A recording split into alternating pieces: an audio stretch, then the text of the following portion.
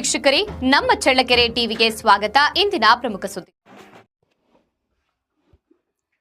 ರಾಜ್ಯದಾದ್ಯಂತ ಸ್ವಯಂಚಾಲಿತ ಮ್ಯೂಟೇಷನ್ ವ್ಯವಸ್ಥೆಯನ್ನ ಕಂದಾಯ ಸಚಿವರಾದ ಕೃಷ್ಣ ಬೈರೇಗೌಡ ಅವರು ಗುರುವಾರದಂದು ಚಾಲನೆ ನೀಡಿದ್ದು, ಈ ಯೋಜನೆಯ ಸದುಪಯೋಗವನ್ನ ಸಾರ್ವಜನಿಕರು ಪಡೆದುಕೊಳ್ಳಬೇಕು, ತಮ್ಮ ತಮ್ಮ ಪಹಣಿಗಳಿಗೆ ಆಧಾರ್ ಸಂಖ್ಯೆ ಜೋಡಣೆಯನ್ನ ಮಾಡಿಸಿಕೊಳ್ಳಬೇಕು ಎಂದು ತಹಶೀಲ್ದಾರ್ ರೆಹನ್ ಪಾಷಾ ಅವರು ಮನವಿ ಮಾಡಿದ್ದಾರೆ.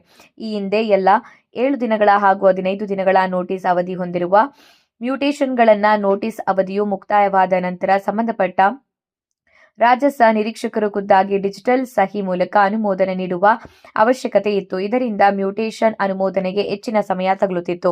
ಅನಗತ್ಯ ವಿಳಂಬವನ್ನು ತಪ್ಪಿಸಲು ಮತ್ತು ಸಾರ್ವಜನಿಕರ ಅನುಕೂಲಕ್ಕಾಗಿ ರಾಜ್ಯದಲ್ಲಿ ಸ್ವಯಂಚಾಲಿತ ಮ್ಯೂಟೇಷನ್ಗೆ ಹೊಸ ಪದ್ಧತಿಯನ್ನ ಫೆಬ್ರವರಿ 24 ಗುರುವಾರದಿಂದ ಜಾರಿಗೆ ತರಲಾಗಿದೆ. ಎಲ್ಲ 7 ದಿನಗಳ ಹಾಗೂ 15 ದಿನಗಳ ನೋಟಿಸ್ ಅವಧಿ ಹೊಂದಿರುವ ಮ್ಯೂಟೇಷನ್ಗಳನ್ನ ನೋಟಿಸ್ ಅವಧಿಯ ಮುಕ್ತಾಯವಾದ ನಂತರ ತಂತ್ರಾಂಶದ ಮೂಲ ಯಾವುದೇ ಮಾನವ ಹಸ್ತಕ್ಷೇಪವಿಲ್ಲದೆ ಸರ್ವರ್ ಸಹಿ ಮೂಲಕ ಸ್ವಯಂಚಾಲಿತವಾಗಿ ಅನುಮೋದನೆಯಾಗುವಂತೆ ಭೂಮಿ ತಂತ್ರಾಂಶದಲ್ಲಿ ಮಾರ್ಪಾಡು ಮಾಡಲಾಗಿದೆ. 7 ಕೆಲಸದ ದಿನಗಳು ಅಥವಾ 15 ಕೆಲಸದ ದಿನಗಳ ನೋಟಿಸ್ ಅವಧಿಯೊಳಗೆ ಕಂದಾಯ ನಿರೀಕ್ಷಕರು ಅಥವಾ ಸಾರ್ವಜನಿಕರ ಯಾವುದೇ ತಕರಾರು ನೀಡಿದ್ದಲ್ಲಿ ಈ ಮ್ಯೂಟೇಷನ್ ಅನ್ನು ಪೂರ್ಣಗೊಳಿಸದ ಆರ್ಸಿಸಿಎಂಎಸ್ ತಂತ್ರಾಂಶದ ತಹಶೀಲ್ದಾರರ ನ್ಯಾಯಾಲಯಕ್ಕೆ ಅಂತಹ ಪ್ರಕರಣವನ್ನು ವರ್ಗಾಯಿಸಲಾಗುತ್ತದೆ. ತಹಶೀಲ್ದಾರರ ನಿರ್ಧಾರದಂತೆ ಮುಂದಿನ ಕ್ರಮ ಕೈಗೊಳ್ಳಲಾಗುವುದು. ಈ ಹಿಂದೆ ಮ್ಯೂಟೇಷನ್ಗಳಿಗೆ ಆಕ್ಷೇಪಣೆ ಇದ್ದಲ್ಲಿ ಅಥವಾ ಅನುಮೋದನೆ ನೀಡಬೇಕಾದಲ್ಲಿ ರಾಜಸ್ವ ನಿರೀಕ್ಷಕರು ತಾಲೂಕು ಕಚೇರಿಗೆ ಬಂದು ಸಲ್ಲಿಸಬೇಕಿತ್ತು. ಆದರೆ ಪ್ರಸ್ತುತ ರಾಜಸ್ವ ನಿರೀಕ್ಷಕರಿಗೆ ಲಾಗಿನ್ ನೀಡಲಾಗಿದ್ದು, ಯಾವುದೇ ಸ್ಥಳದಿಂದ ಆಕ್ಷೇಪಣೆ ಸಲ್ಲಿಸಲು ತಂತ್ರಾಂಶದಲ್ಲಿ ಅವಕಾಶ ಕಲ್ಪಿಸಲಾಗಿರುತ್ತದೆ ಅಥವಾ ಅನುಮೋದನೆ ನೀಡಲಾಗಿರುತ್ತೆ.